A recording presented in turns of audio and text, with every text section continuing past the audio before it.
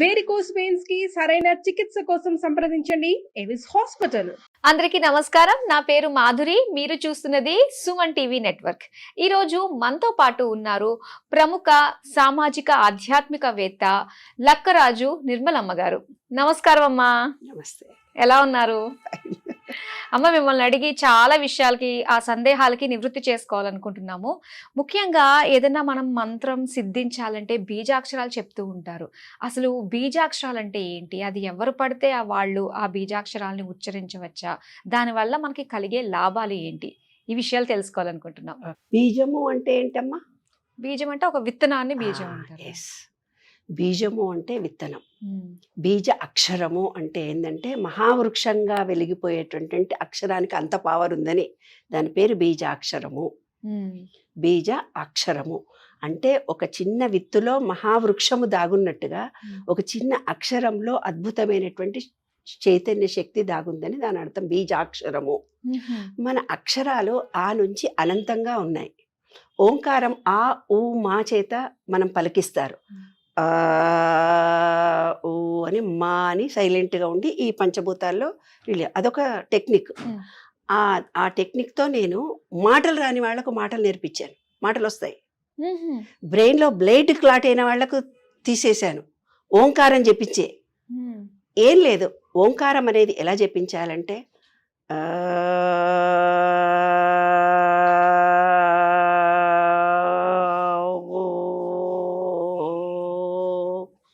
మా అనేది ఎంత సైలెంట్గా ఉంచితే ఆ ఊ మా అనే అక్షరాల చేత వెలువడిన శబ్దశక్తి ఏదైతే ఉందో కన్ను ముక్కు చెవి పంచేంద్రియాలను మూసిన తర్వాత ఆ పవర్ వైబ్రేషన్ కలిగిస్తుంది తలలో. ఏ లోపమున్నా పోతుంది. ఓంకారం అలా చెప్పించాలి. ఓం ఓం ఓం ఓం అంటుంటారు యోగా టీచర్లు వాళ్ళందరూ. పాపం తెలియదు, నిజానికి తెలియదు నాన్న. తెలిస్తే కరెక్ట్గానే పలుకుతారు. ట్రైన్డ్ చేసే వాళ్ళు ఎవరు లేరు. మళ్ళీ ఇంకొకసారి చెప్తాను విను. ఆ పలికి ఊ పలికి మా అనే శబ్దాన్ని నా మనసులోనే వైబ్రేషన్ తీసుకొస్తున్నాను.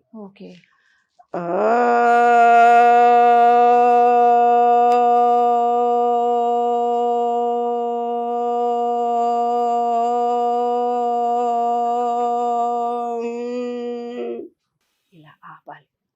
ఆ ఊ మా అంటే అర్థమేంటో తెలిసిన అనంత సంపద ఉన్నది నీలోనే, అనంతం ఉన్నది నీలోనే. బయట ఎక్కడో ఉందని పరుగులు ఎత్తిపోతాము కాదు. మనమంతా ఒక వైబ్రేషన్తో ఉన్నాము. ఈ విశ్వం అంతా కూడా వైబ్రేషన్తో ఉంది. వైబ్రేషన్ అనే పదం అర్థమవుతుందో లేదో అందరికీ. మనలో కొంత శక్తి ఉంది.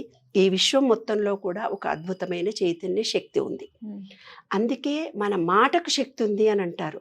సంధ్యవేళ అబద్ధాలు మాట్లాడకు, ఏదన్నా మాట్లాడకు. ఏ మాట మాట్లాడినా దేవతలు ఆశీర్వదిస్తారు జరుగుతుంది అంటే 100% కరెక్ట్. ఏదైతే మనం రిలీజ్ చేస్తున్నామో దాన్నే మళ్ళీ మనం పొందుతాము. దాన్ని జపము అంటారు. ఈ విశ్వంలో ఎనర్జీ లెవెల్స్ ఉంటాయి నాన్న. మనలో ఎనర్జీ ఉంటుంది. మనలో ఎనర్జీ పాయింట్ అయితే 100% బయట విశ్వంలో ఉంటుంది. ఈ ఎనర్జీ మారిపోతూ ఉంటుంది. ఎప్పుడైతే మనలో వీక్నెస్ వచ్చినప్పుడు, నెగిటివిటీ మన దగ్గరికి ఎక్కువ వస్తున్నప్పుడు ఎనర్జీ లెవెల్స్ మారుతుంటాయి. అవి మారకుండా బీజాక్షరాల చేత మనం ప్లేస్మెంట్ చేసుకోవాలని మన పెద్దలు మనకిచ్చారు. మనం చేస్తున్న ప్రతి దేవతకు ఒక బీజాక్షరం ఉంది. ఎందుకుంది? ఓం అనేది విశ్వంలో ఉన్నటువంటిది. సూర్యుల్లోనూ భూమిలోనూ సముద్రంలోనూ ఓంకారం ఉంది. అదే ఓంకారం మనలో కూడా ఉంది. ఆ ఓంకారం ఎలా ఉంది? ఇప్పుడు మీ ఇయర్ ఫోన్స్ పెట్టుకొని డాన్స్ చేస్తూ ఉంటారు. ఎందుకు? పాటలు పెట్టుకొని పాటలతో మైమరిపించిపోతారు. పూర్వకాలం ఋషులు ఓంకారాన్ని జపించి విశ్వంలో ఉండే ఓంకారము తన ఓంకారము లయమై ఉండేది. దాన్నే వాళ్ళు మోక్షము అన్నారు. మోక్షం అంటే వాళ్ళు ఎక్కడికో వెళ్ళిపోలేదు. ఆకాశంలో అంతా పరిగెత్తుకుంటూ పోలేదు. అది వేరే విద్యలు. ఆకాశంలో కనిపించకుండా ఉండడం, ఆకాశంలో తేలడం ఒక విద్యలు అంతే. అవి కూడా కొన్ని రకాలైన విద్యలు. కానీ మోక్షము అంటే మనం ఎక్కడికో వెళ్తాము. అమోఘమైన మోక్షము అంటే విశ్వంలో వస్తున్న ఓంకారము మన ఓంకారము లయమైపోయి అద్భుతమైనటువంటి చైతన్య శక్తి ఒకటిగా ఉన్నప్పుడు ఆనందం, బ్రహ్మానందం కలుగుతుంది. దాన్నే మోక్షము అన్నారనమాట. అలాగే మరి మీరు బీజాక్షరాలు ప్రతి ఒక్క దేవి దేవతలకు కూడా ఉన్నాయి, సెపరేట్ గా అన్నారు. లలితమ్మ వారి బీజాక్షరం ఓం ఐం హ్రీం శ్రీం శ్రీమాత్రే నమః. ఓం మామూలు మా ప్రతిదానికి ఓం అని పలుకుతాం. ఓ ఐం, ఐం అనే బీజాక్షరము సరస్వతీదేవి. ఓం ఐం. హ్రీం శక్తి పార్వతీదేవిది. ఓం ఐం హ్రీం శ్రీం, శ్రీం లక్ష్మీదేవి. త్రిశక్తి రూపంగా ఉన్న అమ్మవారా లలిత అమ్మవారా అని. అయితే మీరు ఢిల్లీకి ఒక కోడ్తో ఫోన్ చేస్తారు, మెడ్రాస్ ఫోన్ చేయాలన్నా, యుఎస్ ఫోన్ చేయాలన్నా మీ సెల్ ఫోన్లో కోడ్ మారుస్తారు కదా. అలాగే మనం ఆ దేవతలను చేరుకోవాలి అంటే గ్లౌం గం గణపతే వరవరద సర్వజనం మే వశమానాయ స్వాహ అనే మూలాధార చక్రానికి వినాయకుడికి ఉండేటువంటిది. మన మూలాధార చక్రం యాక్టివేట్గా లేకపోతే జుట్టు రాలడము, పళ్ళు ఊడిపోవడము, మోకాళ్ళ నొప్పులు జరుగుతాయి. నేచర్ క్యూర్లో మట్టి పూసడం అదే.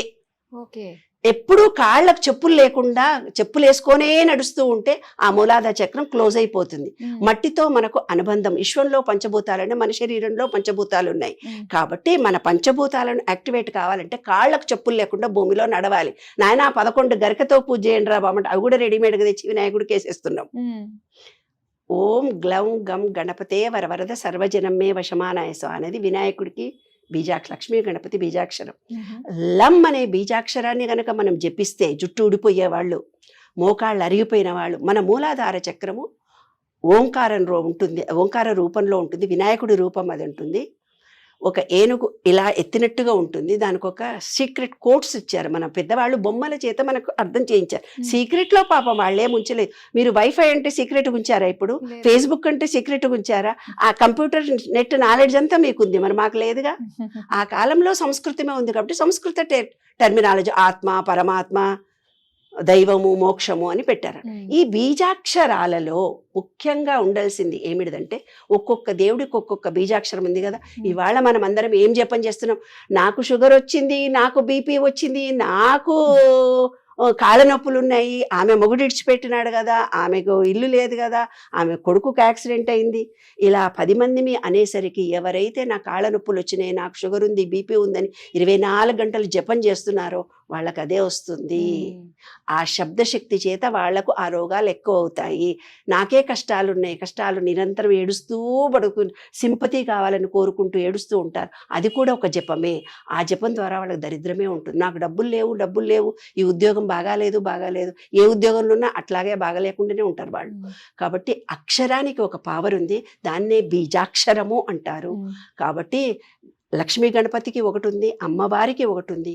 ఓం భూర్భువస్వ గాయత్రి మంత్రానికి ఒకటి ఉంది. గాయత్రి మంత్రం జపిస్తే ఆ పవర్ 32,000 నాడులను 62,000 నాడులను యాక్టివేట్ చేస్తుంది. త్రయంబకం యజామహే అనేది మీరు గనక జపం చేస్తే, ఆ మంత్రాన్ని జపం చేస్తే ఆయురారోగ్యం, ఎంత మంచి అనారోగ్యం ఉన్నోడనే ఆరోగ్యం అయిపోతాడు.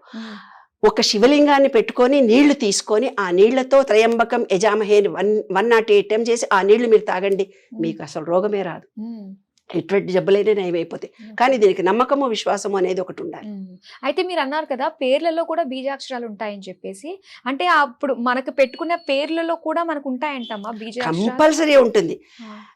లక్ష్మి, లచమ్మ అని పిలుస్తారు.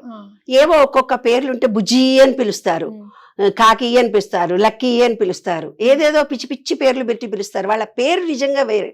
లక్ష్మి అని అంటే లక్ష్మీ కటాక్షం చాలా ఉంటుంది. నారసింహ అని అంటే నరసింహస్వామి గురు రూపంలో ఉండేటువంటి కోపంకి కొంచెం 50% వాళ్ళ కోపం వస్తుంది. ప్రతి మనిషి పేరులో ఉన్నటువంటి అక్షరాలు పలుకుతూ మన పిల్లలకు కూడా మనం, అందుకే ఏంటి టా చాలా మంచి పేరు, శ్రీ ఏ అక్షరాన్నైనా నువ్వు డబుల్ రిపీట్ చేస్తే ఆ అక్షరంతో వాళ్ళు హైలైట్ అవుతారు. రామోజీరావు ఆర్ అనే అక్షరం రక్తబీజాక్షరం కాబట్టి ఆర్ అనే పేరుతో ఏ పేరున్న వాళ్ళు పైకే వస్తారు నాన్న. ఇంత చిన్న విషయంలో కూడా ఆర్ అనే రామారావు, రాజారావు, అలా రామ అనే పేరు మనం ఎందుకు రాస్తాం అన్నిసార్లు? మైండ్ అండ్ హ్యాండ్ కోఆర్డినేషన్ కలగడానికి 1000 సార్లు రాయండి, 1 కోటి రాయండి అని చెప్పారు పెద్దవాళ్ళు. కాబట్టి ప్రతి బీజాక్షరానికి ఒక పవర్ ఉందమ్మా. మాటకే కాదు మన ఆలోచనకు కూడా పవర్ ఉంది. ఏ ఆలోచన అయితే నువ్వు చేస్తావు అదే నీ కర్మ. అయితే మనకి మన పేర్లలో కూడా ఇంత బలం ఉంటుంది, బీజాక్షరాలు ఉన్నాయి అనుకున్నప్పుడు మరి జాతక పరంగా చూసుకున్నట్లయితే మరి జాతక పాత్ర ఎంతవరకు ఉంటుంది మనిషి పైన? జాతకాలు అనేవి మన మీద ఆధారపడి ఉంటాయి. ఎందుకు ఆధారపడి ఉంటాయి అంటే, మేము జాతకాలు మా నాన్నగారు పుట్టి పెరిగినప్పటి నుంచి లక్కరాజు రాఘవరావు అంటే జాతకాల్లో గొప్ప వేదాంత పండితుడు మా నాన్న. ఇలా వస్తే మొహం మీద చెప్పేవాడు. అసంభవం హేమ మృగస్య జన్మాల దధాపి రామో లుభే మృగాయ ప్రాయస్స మాపన్నే విపత్తి కాళీ ధియోపి పుంసా మలినీ భవంతి. శ్రీరామచంద్రుడుకి బంగారం లేడి లేదని తెలీదా? తెలుసు కదా. బంగారం లేడి అని మాయలో పడిపోయి పెళ్ళాం కోరిక అడిగిందని పోయి ఇన్ని కష్టాలు తెచ్చుకున్నాడే. రావణుణ్ణి చంపేటప్పుడు శ్రీరామచంద్రుడికి గ్రహచారం 0. ఆయన రావణుణ్ణి చంపాలి. రావణుడు ఎవడు? శివభక్తుడు. ఆయనను ఎదిరించడం ఎవరు సాధ్యం కూడా కాదు.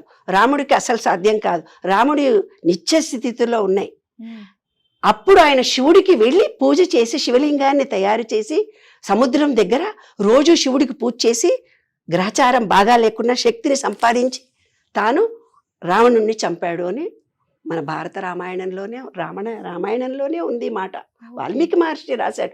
జాతకము అని అంటే మన అకౌంట్ బ్యాలెన్స్ బ్యాంకుకి వెళ్ళి డిపాజిట్ ఇవ్వండి అని అంటాం. ఏమో శని పట్టిందట వీడికి, రాహు పట్టిందట అని మనం భయపడతారు వీళ్ళందరూ. భయం లేదు, గీయం లేదు. అకౌంట్ ఏమవుతుందంటే ఒక మనిషికి గురు ప్రభావం ఉంటే ఏమిటి, ఒక రకమైన ఉంగరాలను పెట్టుకోమంటాడు. ఆ గురు మహర్దశ పోగానే ఆ ఉంగరం మీకు ఊడిపోతుంది, ఉండదు మీ చేతికి, లూజ్ అయిపోతుంది, పడిపోతుంది. శని రాగానే ఏం చెప్తారు వీళ్ళంతా, శనిదేవుడికి ఇది నూనెలు పోయి శనిదేవుడి చుట్టూ ప్రదక్షిణాలు చేయని. వాళ్ళకి తెలియకుండానే బ్లాక్ను వారు ఆకర్షిస్తారు. ఏమో అంగవికలకు సేవ చేసే ఉద్యోగాలు వస్తాయి వాళ్ళకి. శని మహర్దశలో పుట్టిన వాళ్ళకి ఆటోమేటిక్గా వస్తాయి వాళ్ళకి. వీళ్ళేమి గ్రహ మహర్దశలు ఇవన్నీ చూసుకొని మనం చేయాల్సిన అవసరం ఏమీ లేదు. అయితే మన అకౌంట్ ఏంటిది, ఏటీఎంలో మీ డబ్బులు ఉన్నాయా, గూగుల్ పే చేయండి, దాంట్లో అమౌంట్ ఉంటే కదా నీకు ఇచ్చేది అని మనం అంటుంటాం కదా. అట్లాగే రాహు మహర్దశ వచ్చిన, శుక్ర మహర్దశ వచ్చిన మన బ్యాంక్ బ్యాలెన్స్ అంటే మంచి పనులు చేసి ఉండి బ్యాలెన్స్ కర్మ గనక మనకు మంచిది ఉంటే మంచి జరుగుతుంది. చెడు చేస్తే చెడు ఫలితాలు జరుగుతాయి. చెడు ఫలితాలు అనేవి ఎలా జరుగుతాయి? ఇక్కడే జరుగుతాయి. ఎక్కడో రాసుకొని వచ్చినాము. లేబర్ మనకు బాగా పనిచేస్తూ ఉంటారు. వాళ్ళ పిచ్చి పీపి చేసి వాళ్ళను బాగా తిడుతుంటారు. కొంతమంది వాళ్ళ జీతాలు తక్కువ ఇయ్యరు, కట్ చేస్తుంటారు. ఎప్పుడైతే లేబర్ని, అంగవికలను, ముసలి వాళ్ళను బాగా తిడుతుంటారు, శని వచ్చినప్పుడు శని ఎఫెక్ట్ చాలా ఎక్కువై వాళ్ళకి బాధలు ఎక్కువ ఉంటాయి. వాళ్ళకి శాలరీ ఇవ్వకపోవడము, వాళ్ళను మనసు కష్టపెట్టడం, మనకు చాకరీ చేసిన వాళ్ళను ప్రేమించాలి, వాళ్ళకి తగిన వాళ్ళకి ఇవ్వాలి మనం. అందుకే యూఎస్లో ఏముంది, సాటర్న్ పనిచేయదు వాళ్ళకు, వాళ్ళకు సూర్యానుగ్రహం ఎక్కువ. అందుకే మనలో కూడా సూర్యానుగ్రహం ఉన్నోళ్ళే యూఎస్లో కాలు పెడతారు. వేరే వాళ్ళు యూఎస్లో కాలు పెట్టే అవకాశమే లేదు. గోధుమ వాళ్ళకి ప్రధాన పంట. గోధుమ అంటే సూర్యుడికి సంకేతం. వాళ్ళ ఆహారం కూడా గోధుమలే అక్కడ. పిజ్జా, బర్గరు అవే ఆహారం. మన దగ్గర శని ఉంటుంది, అక్కడ మన వాళ్ళందరూ అక్కడ లేబర్లే, అన్ని పనులు మనమే చేసుకోవాలి. కాబట్టి ఒకదానికొకటి లింక్ ఉంది నాన్న. తప్పనిసరి గ్రహము లేదు, గ్రహ దశలు లేవు, ఏమీ లేవు. మనసులో కన్నా నిర్మలత, నేను సాధించగలను, ఈ అన్నిట్లో మంచిగా ఉంటాననే విశ్వాసం మనలో కనుక ఉంటే ఏ గ్రహాలు మనం ఏం చేయవు. అవి వచ్చినప్పుడు వాటి పని చేసుకొని అవి వెళ్ళిపోతూ ఉంటాయి అంతే. తప్ప ఏదో గ్రహచారం బాగాలేదు, శని పట్టిందట వాడికి అందువల్లనే ఇట్లయిందనే మూఢ విశ్వాసాలు, మూఢనమ్మకాలు.